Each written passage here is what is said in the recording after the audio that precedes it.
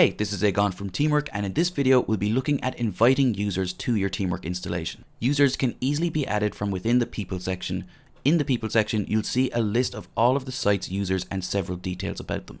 There's two options for adding users. You can either add multiple users at once by adding their first name, last name, and email address. Then you can customize the details for each individual user, or of course they can update their own information themselves once they've accepted the invitation.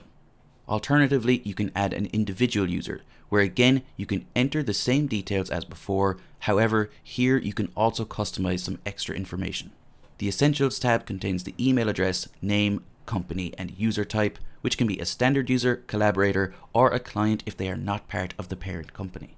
You can also customize the working hours and hourly rate of each user.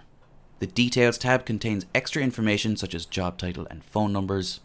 You can also add the address of the user, while the Profile and Notes tabs can be used to add extra public or private information respectively.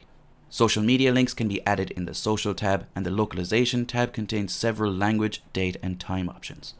The Permissions tab is where an administrator can customize exactly the level of access and permissions that user will have. This can be a site-wide administrator, or you can toggle on or off access to specific projects on your site. And that's it. That's how easy it is to invite users into your Teamwork installation.